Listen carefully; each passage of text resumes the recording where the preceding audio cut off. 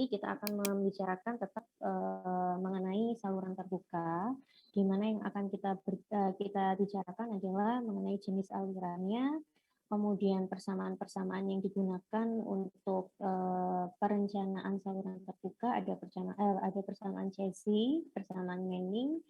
Kemudian kita juga akan berbicara mengenai saluran ekonomis ya, atau saluran yang memiliki debit tertinggi dengan dimensi yang minimum.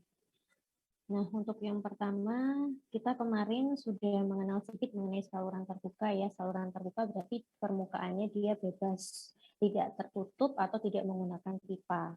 Nah, jenis saluran terbuka kita juga sudah bahas di minggu yang lalu, ada dua, saluran alami dan saluran buatan. Di mana saluran alami itu berarti yang sudah terbentuk secara alamiah di alam, sedangkan yang buatan itu adalah yang kita rencanakan. Nah, fokus kita di sini adalah bagaimana caranya kita membuat atau merencanakan saluran terbuka. Kemudian ada beberapa macam sebutan untuk saluran buatan ya, ini ya, bukan saluran alamiah. Ya. Yang pertama ada kanal. Kanal itu adalah saluran yang kita buat dengan menggali suatu tanah ya, tanpa dilapisi apapun di dasarnya. Itu dinamakan kanal. Kemudian ada flume, itu saluran yang disanggah di atas permukaan tanah dan dilapisi oleh kayu, kemudian beton atau logam.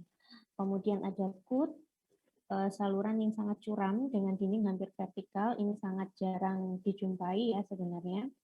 Kemudian saluran tunnel, ini adalah saluran yang digali melalui bukit atau gunung. Di saluran yang berupa terowongan yang ada di bukit atau gunung, itu dinamakan tunnel. Kemudian yang terakhir yang sering kita jumpai di sini, ya, yang sering kita jumpai di daerah kita itu adalah culvert ya, atau sering dinamakan box culvert. Itu adalah saluran tertutup pendek yang mengalir tidak penuh.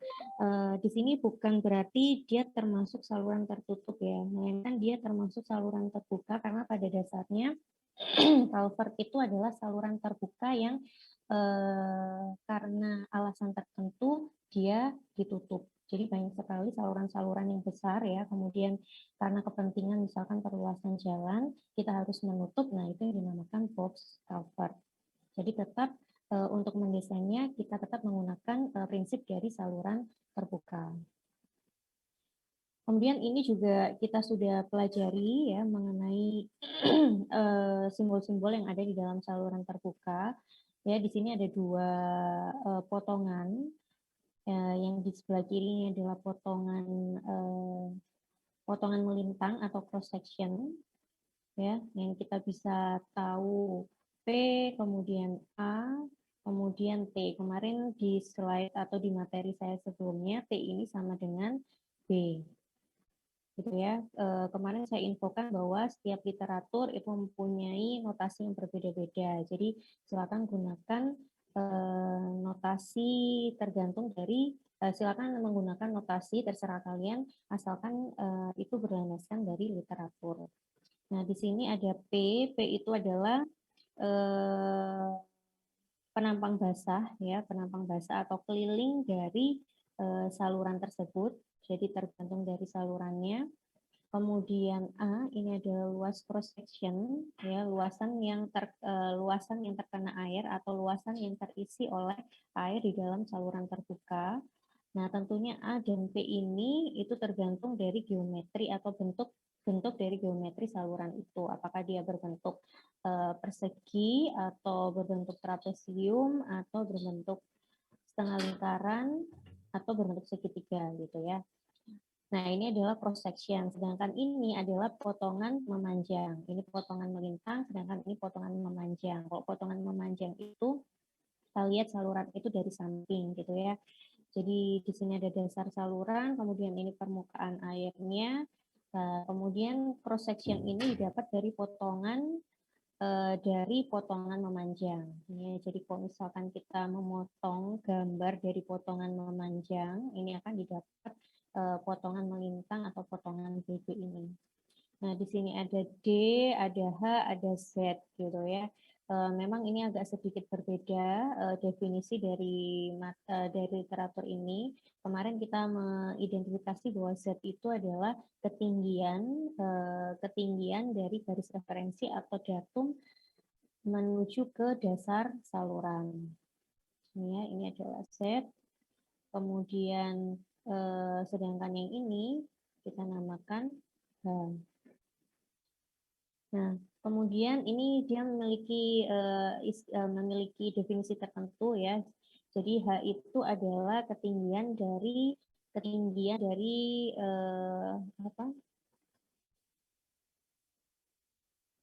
posisi 90 derajat dari ketinggian air ya. Ini adalah H. Kemudian Z itu diambil dari garis referensi sampai menuju posisi 90 derajat tadi.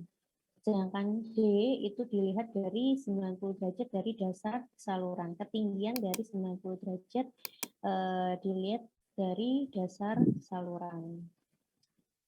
Jadi memang berbeda. Kita gunakan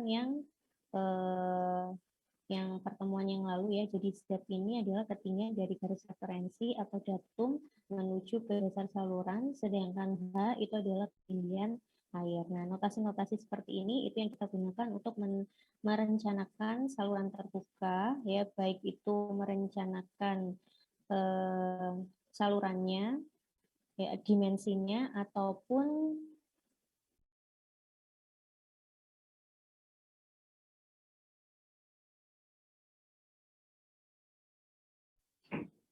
jadi notasi seperti ini digunakan untuk menentukan dimensi dari saluran dan juga untuk menentukan garis energi EGL maupun HGL.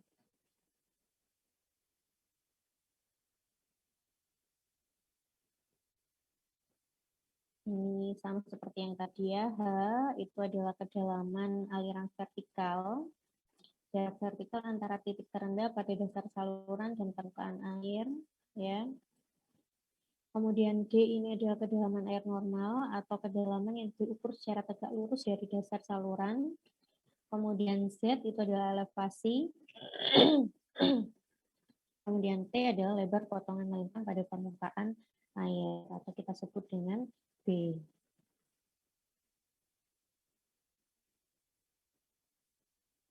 Kemudian ada A, P, itu tergantung dari geometrinya. Kemudian R, itu adalah rasio dari A dan P, sedangkan D adalah kedalaman hidrolik, atau bisa dihitung dari luasan A dibagi dengan T, atau panjang permukaan basah.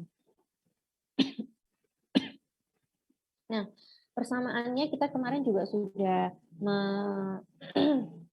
menyinggung sedikit ya tentang persamaan-persamaan yang digunakan di dalam saluran terbuka ini, yaitu ada hukum konservasi, di sini ada konservasi massa atau kita kenal dengan persamaan kontinuitas ya, di mana massa yang masuk itu akan sama dengan massa yang keluar. Dari turunan massa itu akan diperoleh bahwa debit yang masuk akan sama dengan debit yang keluar. Kemudian yang kedua adalah konservasi momentum ya, untuk mencari berapa gaya yang terjadi di dalam saluran. Kemudian yang ketiga adalah konservasi energi, yang kita gunakan adalah persamaan Bernoulli. Di situ ada elevation head, kemudian ada pressure head, kemudian ada velocity head gitu ya. Kemudian untuk aliran permanen, nah ketiga persamaan ini digunakan untuk aliran permanen dengan permukaan bebas gitu ya. Kemudian untuk aliran satu dimensi, kecepatan aliran hanya ke arah arus atau memanjang saluran. Jadi kecepatan aliran itu kita bisa lihat dari sumbu X, sumbu Y, dan sumbu Z gitu ya. Jadi bisa dilihat dari ketiga sumbu tersebut. Tetapi untuk yang saluran terbuka ini, untuk sumbu Y atau arah vertikal ya, dan arah diagonal atau Z, itu kecepatannya sangat kecil, sehingga yang sangat diperhatikan adalah kecepatan memanjangnya atau kecepatan horizontal atau kecepatan dari sumbu X itu. Untuk yang pertama, konservasi massa, kita gunakan persamaan kontinuitas, jadi Q yang masuk itu sama dengan Q yang keluar, gitu ya. Prinsipnya seperti itu. Jadi Q ini akan sama dengan konstan dari titik manapun itu diharapkan Q yang masuk sama dengan Q yang keluar. Itu dengan catatan tidak ada aliran masuk di titik tertentu. Jadi kalau misalkan saluran ya, saluran sorry. Oke, ini contohnya saluran denahnya ya. Jadi kalau dilihat dari tampak atas, saluran yang memang dia mengalir terus ya ke sana tanpa adanya saluran yang masuk atau air yang masuk. Nah, itu berarti Q-nya sama. Misalkan ini. Jadi misalkan saluran di sini tidak ada aliran masuk, maka di sini Q1 akan sama dengan Q2. Nah, ini berlaku seperti itu.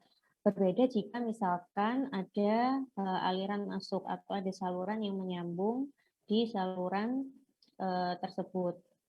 Gitu. Nah, ini akan berbeda lagi. Ini misalkan Q1, kemudian ini Q2.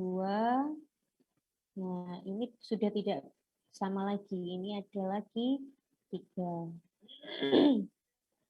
Gitu ya. Jadi Q1 sama dengan Q2 itu berlaku jika tidak ada aliran masuk. Q-nya konstan. Di mana A1 sama dengan A1 P1 sama dengan A2 kali P2.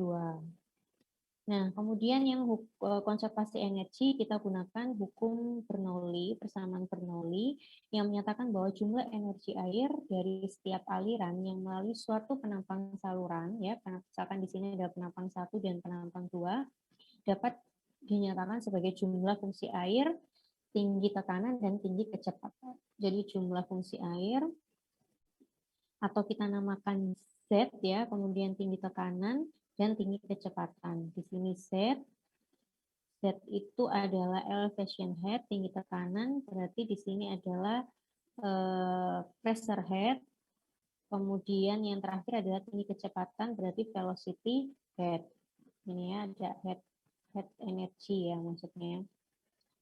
Nah, untuk ketinggiannya ini, untuk ketinggian dari energi yang terjadi di penampang 1 dan penampang 2 itu adalah jumlah energi yang terjadi di sini, yaitu Z1 ditambah H1 ditambah P1 per 2G.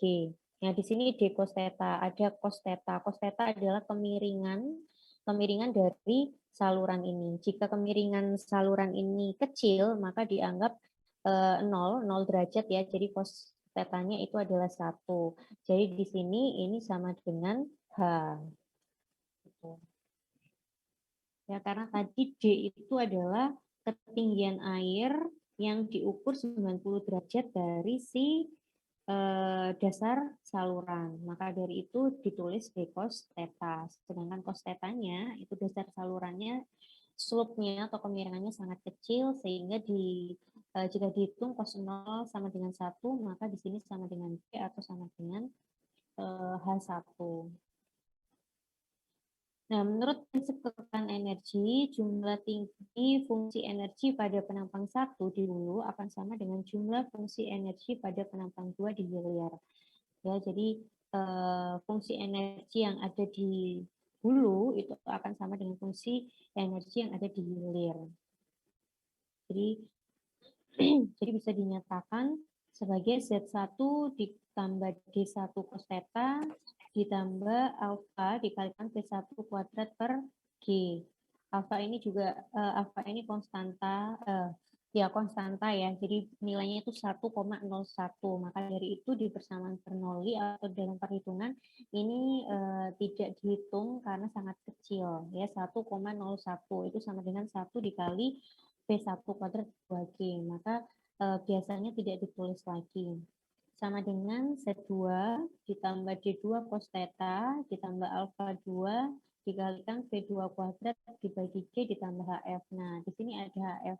Jika kita melihat gambarnya ini ya, jadi tinggi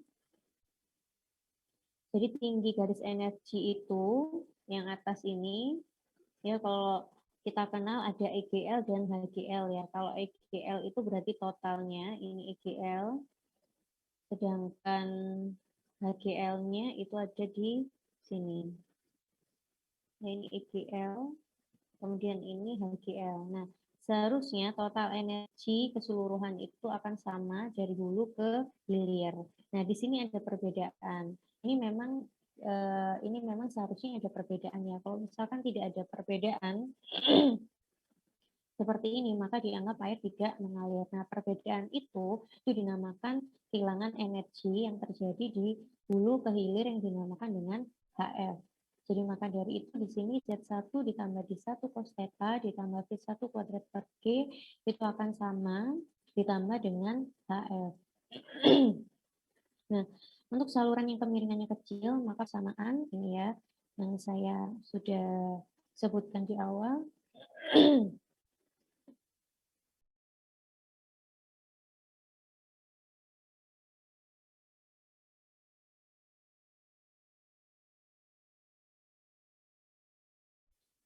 Jadi cos theta persamaannya kecil sekali ya, kemiringannya itu biasanya 0,00 gitu yang ada ya. Jadi ini akan sama dengan H1, ini juga 1,01, 1,01, maka bisa disederhanakan menjadi persamaan ini.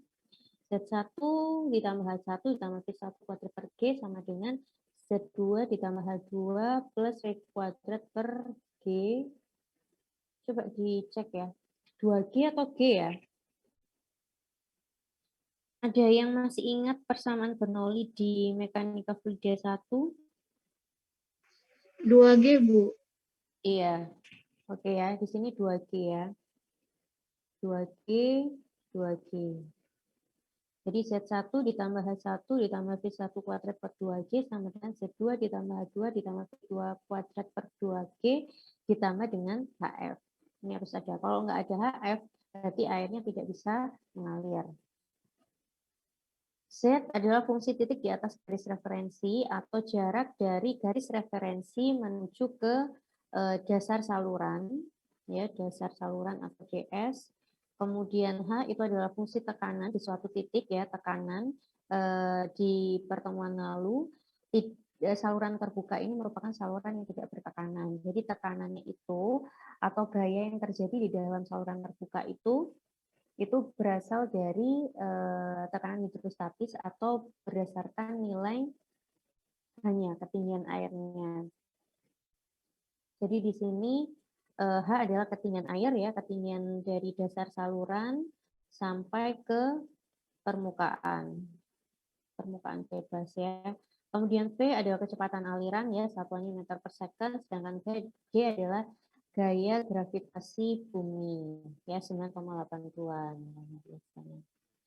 Kemudian yang berikutnya adalah konservasi momentum. Jadi menurut hukum Newton yang kedua tentang gerakan menyatakan bahwa besarnya perubahan momentum persatuan waktu pada suatu persamaan adalah sama dengan besarnya resultan semua gaya-gaya yang bekerja pada bias tersebut. Jadi kita identifikasi yang terjadi di dalam saluran itu gaya apa saja. Sigma F, di mana sigma F ini tergantung dari gaya-gaya yang terjadi di dalam saluran sama dengan rho dikalikan Q dikalikan delta V, itu rho ya.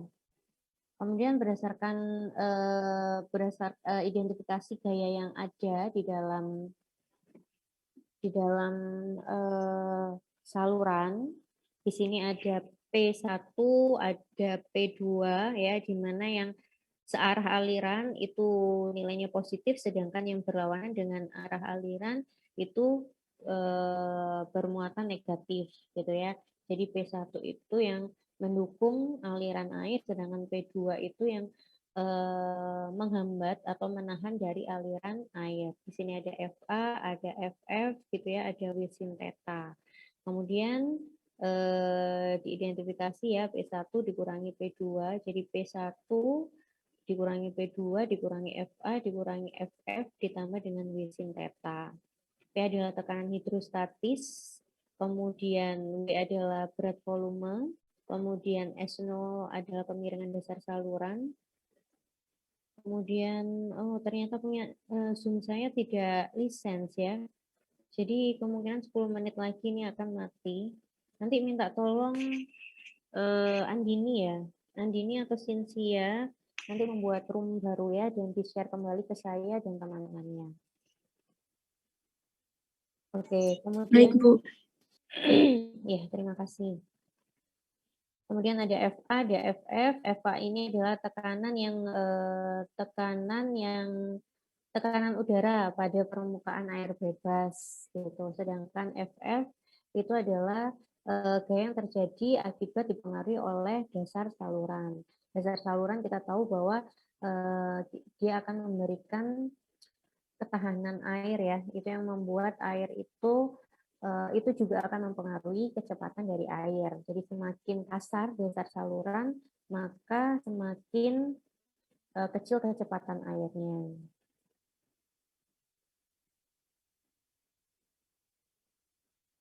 Kemudian ya ini tadi apa perhitungan gaya yang terjadi di dalam saluran ya, bisa dihitung dengan menggunakan persamaan ini. Kemudian kita minggu lalu sudah mengenal atau sudah membahas mengenai aliran permanen dan aliran seragam ya. Ada aliran permanen itu berarti steady flow, kemudian ada lawannya unsteady flow, kemudian ada aliran seragam, ada uniform flow, ada non-uniform flow. Nah, di sini kita akan membahas mengenai aliran permanen yang seragam atau steady uniform flow. Jadi kecepatannya tidak berubah berdasarkan waktu maupun berdasarkan dimensi, gitu ya, berdasarkan ketinggian, lebar atau panjang saluran. Nah, aliran seragam kemarin didefinisikan bahwa aliran yang mempunyai kecepatan yang konstan terhadap jarak, kemudian garis aliran lurus dan sejajar, dan distribusi tekanan adalah hidrostatis. Jadi kecepatannya konstan terus walaupun dia sudah air itu sudah mengalir sejauh mungkin ya 1 kilometer, 2 kilometer, kemudian apakah dimensinya berubah, apakah ketinggian salurannya berubah, dia akan konstan. Kemudian untuk aliran permanen itu merupakan kecepatannya konstan terhadap waktu. Jadi kecepatannya tidak berubah ya walaupun sudah berjalan untuk beberapa menit, beberapa jam itu tetap konstan. Kemudian, nah aliran permanen seragam ini itu yang sangat jarang sekali ditemukan di kondisi lapangan, gitu ya. Jadi sangat jarang sekali benar-benar ada aliran permanen yang seragam, karena tidak mungkin kecepatan itu tidak berubah, gitu ya. Ketinggian saluran berubah itu pasti kecepatannya berubah. Kemudian lebar saluran berubah, kecepatannya juga akan berubah gitu ya. Jadi tidak mungkin ada aliran yang seperti ini. Kemudian di dalam saluran juga ini tidak hanya ada di aliran permanen seragam ya. Jadi di dalam saluran terbuka itu ada yang dinamakan SO, kemudian SW, dan ada SFB itu ya. Jadi SO ini adalah kemiringan dasar saluran, sedangkan SW itu adalah kemiringan permukaan air, sedangkan SF itu adalah gradient energi atau kemiringan dari garis energinya di dalam saluran terbuka itu ya. Jadi aliran permanen seragam, ini sama seperti yang tadi ya. Kalau ini yang berlaku di dalam saluran tertutup ya. Persamaan Bernoulli pada umumnya dituliskan seperti ini, namun yang membedakan saluran tertutup dan saluran terbuka ada di sini ya. Tidak ada lagi tekanan, melainkan di sini sudah diganti dengan H. Di sini H2, dan di sini berarti H1. Gitu ya, ini sama seperti yang tadi ya, yang menjadi persamaan seperti ini ya, yang benar adalah 2G ya, tadi kurang 2. Kemudian untuk menghitung kemiringan dasar saluran atau S0 itu tadi kan ada yang dinamakan S0, SW, dan SF, sama-sama kemiringan gitu ya. Nah, S0 ini bisa dihitung dari sin theta. Sin tetanya apa? Itu dari Z1 dikurangi Z2 dibagi dengan delta L. Ini ya. Jadi Ini di sini adalah S0, ya, kemiringan yang ini. Kemiringan ini adalah S0. Kemudian ini adalah SW. Dan yang ini adalah SF. Nah, harusnya antara S0 sama dengan SW sama dengan SF itu adalah sama, gitu ya. Nah, untuk menghitung S0 ini berarti untuk menghitung gradien ya, kita kembali ke kalkulus itu ya. Gradien itu sama dengan Y dibagi dengan X, gitu ya. Y dibagi dengan X, di mana Y-nya itu adalah ini. Ya, jadi Z1 dikurangi Z2 itu dibagi dengan delta L. Panjang saluran. Kemudian untuk menghitung si ini kita menghitung yang miring ya. Jadi Z1 dikurangi Z2 atau delta Z dibagi dengan delta L. Sedangkan untuk SW atau kemiringan permukaan air itu berarti Z1 ditambah H1 ya, Z1 ditambah H1 dikurangi Z2 ditambah H2 dibagi dengan delta L. Sedangkan untuk yang SF berarti Z1 ditambah H1 ditambah P1 kuadrat per 2G dikurangi dengan Z2 ditambah H2 ditambah P2 kuadrat per 2G dibagi dengan delta L. Atau bisa jadi langsung HF dibagi dengan delta L. Jadi ini Z1 dikurangi Z2 dibagi delta L. SW juga dinamakan H juga. Dan SF, nah cara ringkasnya adalah HF dibagi dengan delta L. Nah kalau ini berarti kita harus menghitung HF-nya terlebih dahulu. Jika tidak ingin menghitung HF-nya terlebih dahulu, maka kita identifikasi dengan menambahkan Z1 ditambah H1 ditambah P1 kuadrat per 2G dikurangi yang ini dibagi dengan delta L.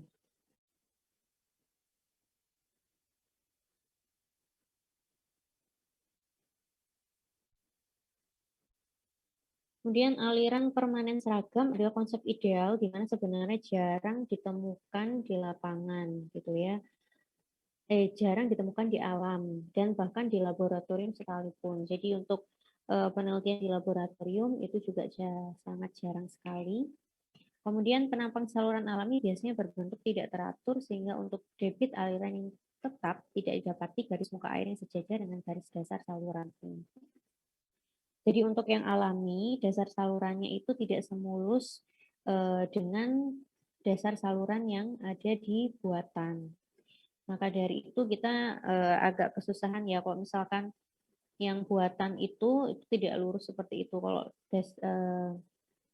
Kalau buatan itu dia akan mulus ya, sedangkan untuk yang alami dia akan bergelombang gini ya, tergantung dari kondisi tanahnya. Nah, jika kondisinya seperti ini, maka kita tidak bisa memprediksi debit secara pastinya.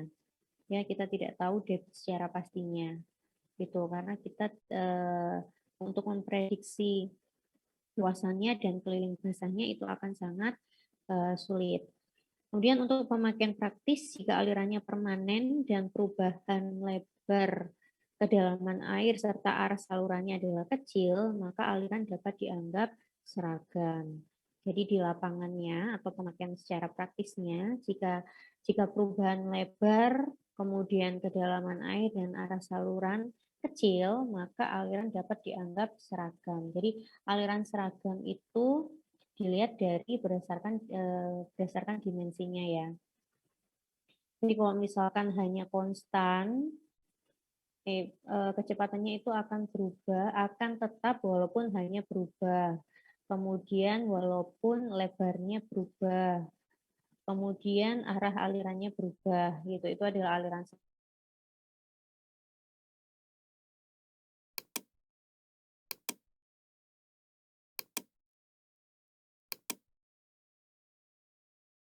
segera bisa join di room ini.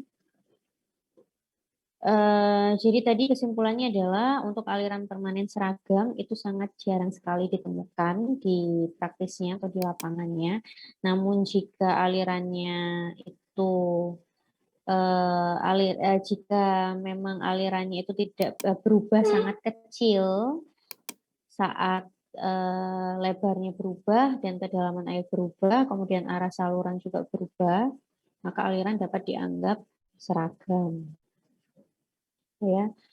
Nah, untuk distribusi kecepatan di dalam saluran terbuka ini, jadi kecepatan aliran dalam saluran biasanya sangat bervariasi. Jadi di dalam suatu bejana atau satu saluran itu tidak selalu misalkan di saluran yang berbentuk persegi ya, tidak selalu misalkan ini hasil perhitungannya adalah kecepatannya 2 meter per sekon. Nah, itu tidak selalu di seluruh titik-titik di sini itu sama kecepatannya, melainkan dia akan memiliki kecepatan yang berbeda-beda tergantung di mana titik lokasinya itu. Jadi di sini ya terlihat di dalam gambar yang di atas, yang di tengah ya, di tengah saluran itu memiliki kecepatan yang lebih tinggi dibandingkan yang lain. Sedangkan yang mendekati dasar saluran ya, begitu juga untuk saluran trapesium yang mendekati dinding dan dasar saluran itu biasanya kecepatannya kecil. Sedangkan yang jauh dari dinding dan dasar saluran itu biasanya kecepatannya akan besar. Jadi ini V tinggi, V-nya sangat tinggi, sedangkan yang di samping ini ya, di samping ini itu V-nya kecil. Nah, kira-kira ini kenapa ya? Ada yang bisa membantu saya? Kenapa V yang jauh dari dinding dan dasar saluran itu kecepatannya tinggi, sedangkan yang dekat dengan dinding dan dasar saluran itu kecepatannya rendah? Ada yang bisa bantu saya?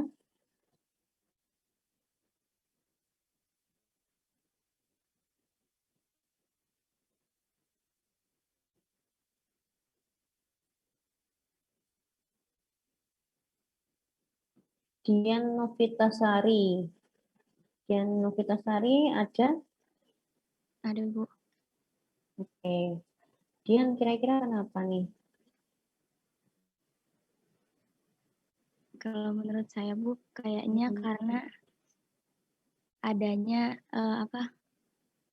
tekanan nggak sih, Bu? Jadi dia semakin kecil kecepatannya. Karena pengaruh tekanan gitu ya. Sehingga kecepatannya juga akan karena pengaruh tekanannya maka kecepatannya berbeda gitu ya. Oke, terima kasih Dian. Yang lain coba Fatima.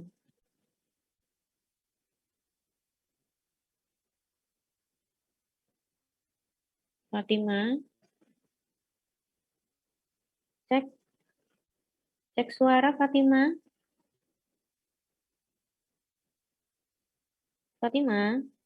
Fatima R19. Di sini namanya Iya, Bu. seperti itu. Oke. Fatima, kenapa kira-kira? Kenapa, Bu? Tadi kata Dian itu dipengaruhi oleh tekanan. Ya, itu kata Dian. Dipengaruhi oleh tekanan. Bagaimana pendapatnya Fatima? Dipengaruhi oleh apa?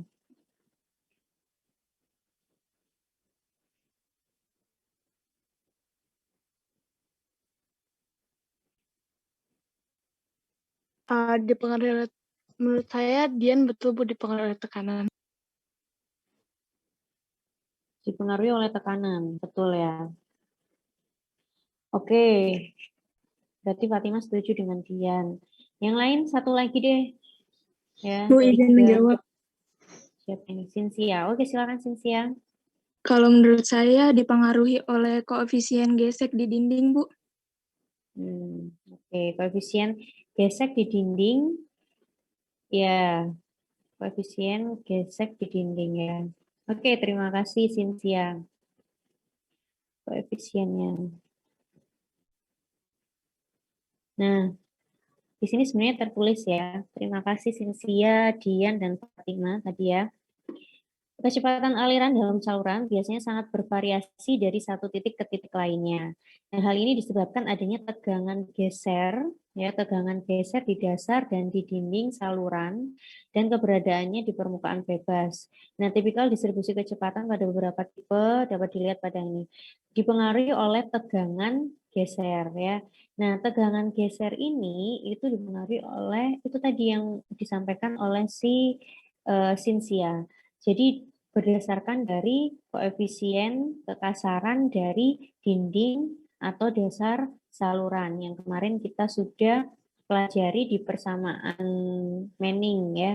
Di persamaan Manning V sama dengan apa kemarin? 1/n dikalikan R, R-nya adalah pangkat 2/3, maaf ini tulisannya jelek ya, dikalikan dengan S0 dipangkatkan setengah.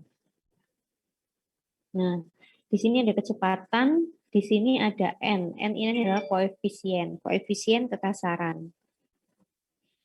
Nah, ya, makanya ketika dia di dasar saluran itu dia akan memiliki N yang sangat tinggi gitu ya.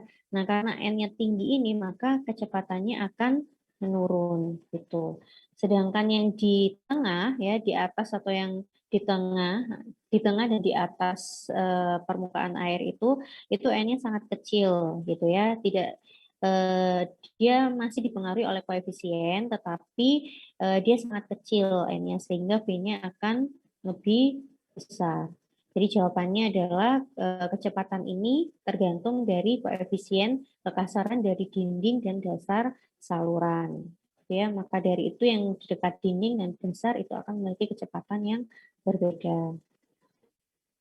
Nah, kecepatan aliran mempunyai 3 komponen arah menurut koordinat kartesius ya, ada sumbu X, sumbu Y, dan sumbu Z atau arah vertikal, lateral, dan horizontal. Kemudian vertikal dan lateral ini biasanya kecil sehingga biasanya diabaikan, dan yang biasa dilihat atau yang dipantau itu adalah kecepatan yang horizontal.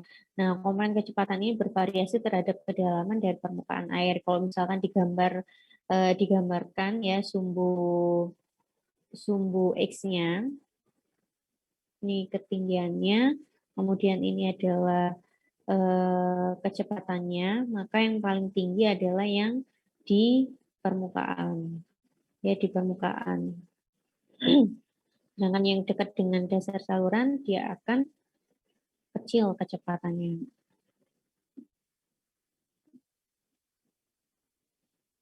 Kemudian dimensi dan kapasitas saluran. Ini kita sudah masuk ke dalam persamaan Chessy, persamaan Manning gitu ya, untuk merencanakan bagaimana dimensi dan kapasitas saluran.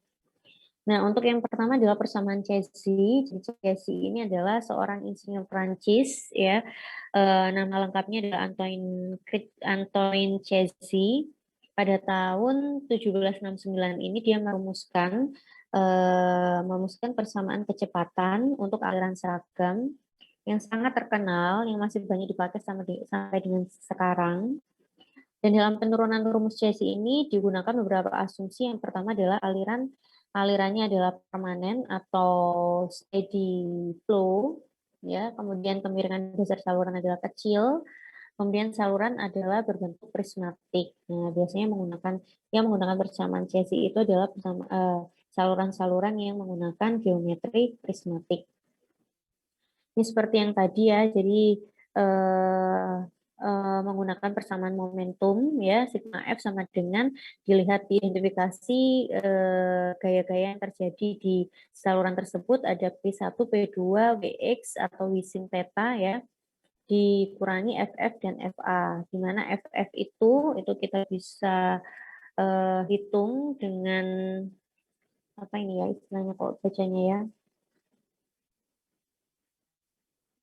0 ya dikalikan P dikalikan delta X F X F gitu ya. Kemudian W itu ada gamma dikalikan A dikalikan delta X. Nah, Dari persamaan ini diperoleh W sin theta sama dengan to dikalikan P dikalikan DX ini ya. Jadi di sini P1 sama dengan P2. P1 itu adalah tekanan hidrostatis ya. Karena ketinggiannya sama, maka P1 sama dengan P2. Maka di sini itu bisa disama dengankan WX sama dengan FF ditambah dengan FA. Kemudian diturunkan menggunakan persamaan itu tadi. FA-nya di mana FA-nya itu 0 ya. Jadi di sini WX itu sama dengan FF. F itu gaya geser yang terjadi di dasar atau dinding saluran. Nah, besarannya ini. Sedangkan WX itu ini. Jadi ini sama dengan ini. Nah, kemudian ditemukan ini ADX gamma dikali sin theta sama dengan to dikalikan P dikalikan DX gitu. Nah, kemudian diperolehlah persamaan di mana to itu adalah K dikalikan Ru dikalikan V kuadrat. Ya, kemudian nanti akan muncul persamaan ini. P sama dengan G per K dikalikan R dikalikan S0 di akar. Dan disederhanakan menjadi persamaan ini. P sama dengan C dikalikan akar dari R dikalikan S0. Nah, ini yang dinamakan persamaan Cesi. Cesi ya. Di situ C itu adalah konstantanya, konstanta Cesi. Ini bukan berarti konstanta yang tidak berdimensional karena sebenarnya C itu berasal dari G per K ya, diturunkan dari G per K. P adalah kecepatan, kemudian S0 adalah kemiringan dasar saluran, dan C adalah faktor tahanan aliran yang disebut dengan koefisien Cesi. Nah, seiring berjalannya waktu, koefisien Cesi itu banyak yang meneliti ya, banyak yang meneliti atau yang menurunkan dari persamaan Cesi ini, kemudian ditemukan persamaan Bézin, Gengelet and Keter, dan Colebrook, serta persamaan Darcy-Weisbach. Nah, keempat persamaan ini itu yang menurunkan koefisien menurunkan persamaan Cesi untuk menentukan berapa koefisien Cesi tersebut. Nah, yang pertama persamaan Bézin di sini bisa dihitung koefisien C-nya itu dari persamaan ini. Jadi C sama dengan 87 dibagi dengan 1 plus gamma dibagi dengan akar R. Ini berarti rho dikalikan G ya, tergantung densitas airnya. R-nya yaitu A per P atau tergantung dari luasan dan keliling basah dari saluran itu. Nah, koefisien C itu bisa dihitung berdasarkan persamaan ini menurut ilmuwan Bézin ini. Kemudian yang kedua itu berdasarkan Gengelet dan Keter ini, menurut Gengelet dan Keter nilai C itu bisa dihitung menggunakan persamaan ini. Jadi C sama dengan 23 ditambah 0,00155 dibagi dengan S. S ini adalah kemiringan dasar saluran ya, ditambah dengan 1/M. M ini adalah koefisien kekasaran yang berdasarkan dari bahan yang digunakan dalam membuat saluran yang ada di koefisien Manning itu. Kemudian dibagi dengan 1 plus M dibagi dengan akar R dikalikan 23 ditambah 0,00155 dibagi dengan S. Itu untuk Gengelet dan Keter. Kemudian untuk persamaan Colebrook ini bisa dihitung berdasarkan persamaan ini. C sama dengan 18 log dibagi dengan 12R dibagi dengan K ditambah 2/7. Atau bisa dihitung berdasarkan hidroliknya. Apakah dia hidrolik yang kasar ataukah hidrolik yang halus. Kemudian persamaan Darcy-Weisbach. Nah, untuk yang tiga persamaan ini ya, persamaan Bézin, persamaan Gengelet dan Keter, dan Colebrook itu sangat jarang sekali digunakan ya. Ini kita hanya mempelajari bahwa dari persamaan Cesi itu banyak sekali ilmuwan yang tertarik untuk menghitung koefisien C. Sedangkan untuk koefisien C-nya itu dari Cesi itu sudah ditentukan ya, untuk koefisien C-nya besarannya berapa. atau faktor tahanan aliran. Nah, yang sering digunakan itu adalah persamaan Darcy-Weisbach ini. Nah, persamaan Darcy-Weisbach, jadi ketiganya yang sebelum Darcy-Weisbach itu sangat jarang sekali digunakan, atau bahkan tidak digunakan sama sekali ya sampai dengan sekarang. Yang sekarang digunakan itu adalah persamaan Darcy-Weisbach atau persamaan gesekan, di mana diturunkan dari persamaan Darcy-Weisbach. Darcy-Weisbach itu digunakan untuk menghitung head loss-nya juga. Jadi head loss itu bisa dihitung dari F, kemudian L dibagi dengan D, kemudian dikalikan V kuadrat per 2G. Nah, untuk saluran terbuka, D ini sama dengan 4R. R itu adalah A per P, gitu ya. Kemudian S itu adalah HF per L. Ini yang sudah kita pelajari tadi, S sama dengan HF per L. Nah, kemudian D sama dengan 4R dan S sama dengan HF per L itu dimasukkan ke dalam persamaan HF ini, atau head loss ini, head loss-nya Darcy-Weisbach.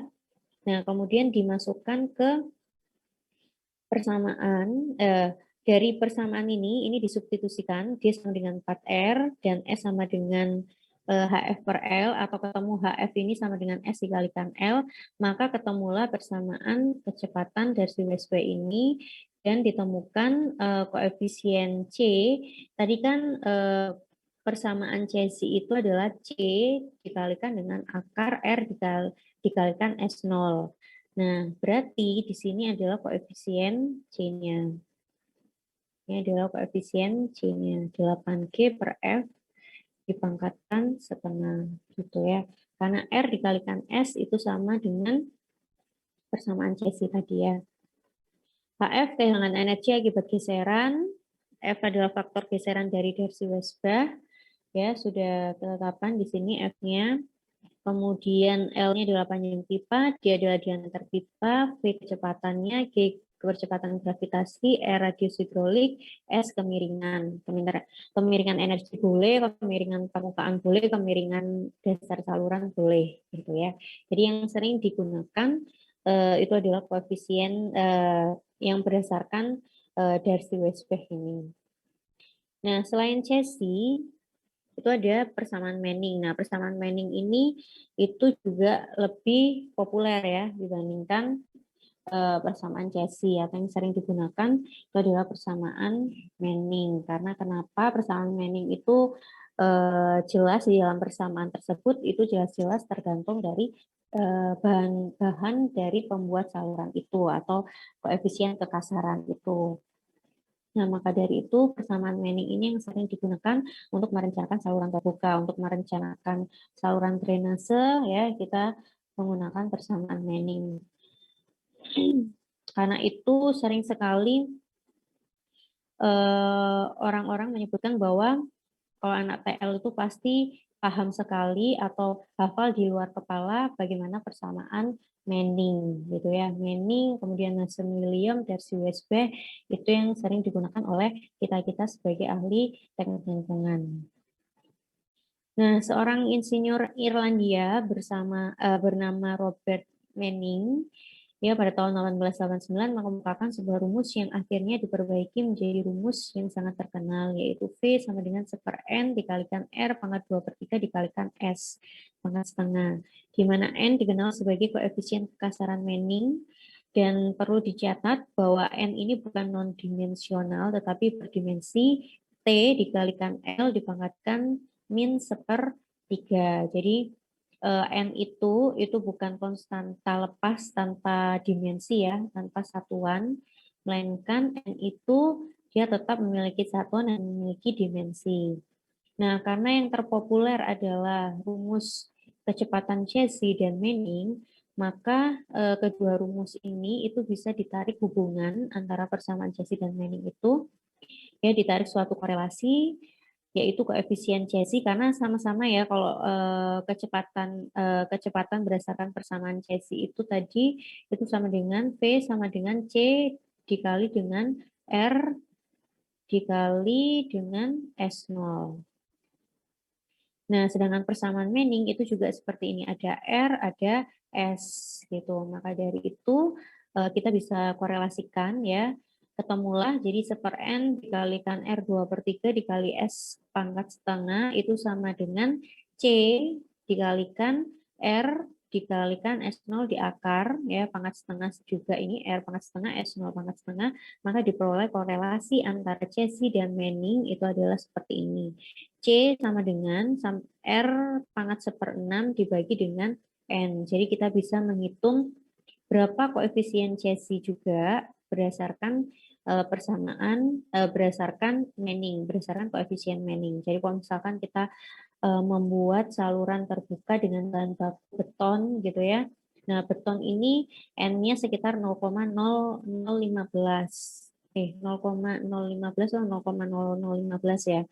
Nah, ini kita bisa hitung berapa nilai koefisien Cesi-nya gitu ya. Jadi untuk korelasi antara persamaan Cesi dan Manning itu bisa dinyatakan dalam persamaan ini. Kemudian Horton dan Einstein pada tahun 1942 menganggap bahwa setiap bagian mempunyai kecepatan rata-rata yang sama. Ya, jadi V1 sama dengan V2 sama dengan Vn. Nah, ini untuk menghitung kekasaran ekivalen atau konstanta Manning ekivalen. Nah, secara teori ya, itu secara teori atau secara sederhana ya, itu saluran itu akan sama bentuknya dari hulu ke hilir gitu ya.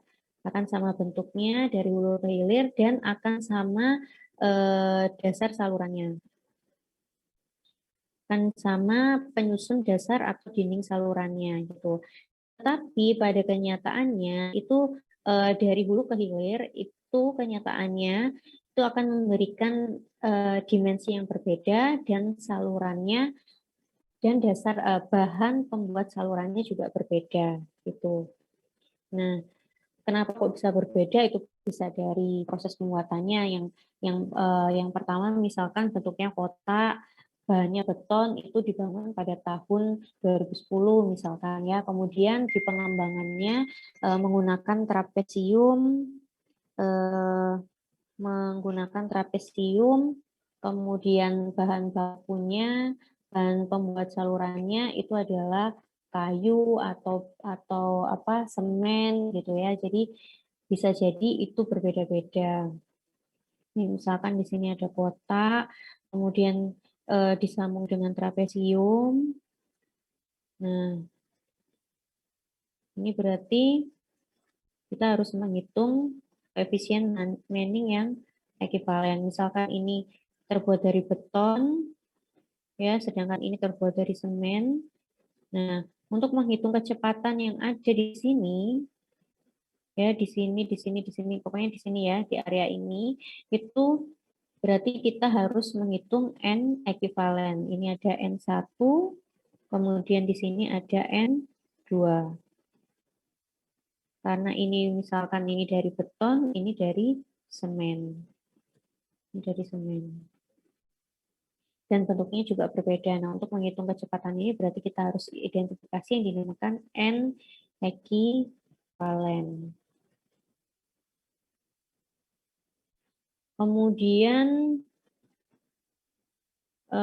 luas total sama dengan jumlah. Nah, untuk menghitungnya berarti ya hitung N ekivalen, kemudian di sini ada A1 karena geometrinya berbeda ya, ada A1, ada A2, kemudian ada P1, ada P2 gitu ya. Tentunya nanti ada R1 dan R2 gitu. Atau bisa juga itu dihitung per pias. Jadi misalkan ini dihitung sendiri, kemudian yang ini dihitung sendiri. Nah, kalau misalkan dihitung sendiri-sendiri, maka kita tidak perlu menghitung N ekivalen. Tuh. Ini tipikal harga koefisien kekasaran Manning atau N yang sering digunakan, ya, kurang lebih sama seperti slide saya sebelumnya. Kemudian, jadi ini tidak usah dihafalkan ya, karena kalau kita merencanakan, ya sudah kita harus buka buku untuk mengetahui berapa nilai koefisien Manning-nya. Nah, sejauh ini kita mengasumsikan bahwa penampang melintang saluran mempunyai kekasaran yang sama sepanjang keliling basah, itu tadi ya. Hal ini tidak selalu benar. Misalnya saluran yang dinding dan dasarnya terbuat dari material yang berbeda, maka angka N Manning untuk dinding 10 menit lebih ya. Untuk dinding dan dasar saluran akan berbeda. Nah, untuk memudahkan perhitungan, maka perlu ditentukan harga N ekuivalen. Harga N ekuivalen, nah N ekuivalen bisa dihitung dari persamaan ini. Sigma atau total dari PI dikalikan NI dipangkatkan 3/2 dibagi dengan P di akar 2/3. Jadi ini nanti P1 ditambah N1 sama P1 ditambah N1 ditambah P2, N2 ditambah P3, N3 dan seterusnya dibagi dengan P, kemudian P total ya, diakarkan dengan 2/3 atau bisa menggunakan persamaan yang di bawah ini ya, P dikalikan R dipangkatkan 5/3 dibagi dengan sigma PI dikali RI dipangkatkan 5/3 dibagi NI. Nah, tentunya P itu tadi akan tergantung dari geometri geometri dari salurannya. Salurannya apakah berbentuk persegi, trapesium, atau segitiga, gitu ya. Oke, untuk bentuk saluran yang ekonomis kita lanjut di minggu depan ya. Silakan siapa notulennya? Notulennya siapa Rifka, ya? Bu. Rifka, Bu. Oh iya, Rifka. Rifka silakan diulangi materi pada pagi hari ini ya. Paling lama 5 menit, paling lama ya itu ya. Oke, Ya, silakan Bu. Rifka. Jadi di pagi hari ini kita membahas tentang saluran terbuka. Di mana jenis saluran terbuka itu ada dua, saluran alamiah dan buatan. Lalu ada beberapa macam sebutan untuk saluran alamiah, yaitu saluran panjang dengan kemiringan sedang yang dibuat dengan menggali tanah disebut kanal. Lalu saluran yang disanggah di atas permukaan tanah dan terbuat dari kayu, beton, atau logam disebut plam. Lalu saluran yang sangat curam dengan dinding hampir vertikal disebut chat. Lalu yang keempat, saluran yang digali melalui bukit atau gunung disebut terowongan atau tunnel. Dan yang terakhir, saluran tertutup pendek yang mengalir tidak penuh disebut culvert. Lalu saluran terbuka itu memiliki potongan tegak lurus dengan arah aliran yang disebut potongan melintang atau cross section. Lalu yang kedua, potongan yang diambil secara aliran disebut potongan memanjang. Lalu itu di situ ada notasinya, yaitu H itu kedalaman aliran vertikal, D itu kedalaman air normal, lalu yang Z-nya itu adalah elevasi atau jarak vertikal antara permukaan air dan garis referensi tertentu. Lalu yang T itu lebar potongan melintang pada permukaan air, lalu yang A luas penampang basah yang diukur tegak lurus arah aliran. Lalu yang P itu keliling basah. Yang R-nya itu jari-jari hidraulik, yang dicari dengan A per P. Lalu yang D itu kedalaman hidrolik atau D sama dengan A per T. Lalu yang hukum konservasi itu ada 5. Yang pertama itu konservasi massa atau hukum kontinuitas, di mana debit yang masuk itu sama dengan debit yang keluar, yaitu tidak ada aliran yang masuk. Lalu yang kedua itu konservasi momentum, yang ketiga itu konservasi energi atau hukum Bernoulli, yang keempat itu untuk aliran permanen permukaan bebas, lalu yang kelima untuk aliran satu dimensi, kecepatan aliran hanya ke arah arus atau memanjang saluran. Lalu yang ke konservasi massa itu atau persamaan kontinuitas, pada saluran tersebut tidak terjadi aliran masuk atau keluar menembus dinding saluran dan aliran adalah permanen, yaitu Q1 sama dengan Q2 atau Q yang masuk sama dengan Q yang keluar. Lalu Q-nya itu konstan, jadi A1 kali V1 sama dengan A2 sama dengan A2 kali V2. Lalu konservasi energi itu, hukum Bernoulli menyatakan bahwa jumlah energi air dari setiap aliran yang melalui suatu penampang saluran dapat dinyatakan sebagai jumlah fungsi air tinggi tekanan dan tinggi kecepatan, di mana di situ ada EGL dan HGL. Rumusnya sendiri itu H sama dengan Z plus D cos theta plus V kuadrat per 2G, di mana jika kemiringannya itu tidak terlalu besar, maka dapat rumusnya itu dapat dituliskan H sama dengan Z plus H plus V kuadrat per 2G. Lalu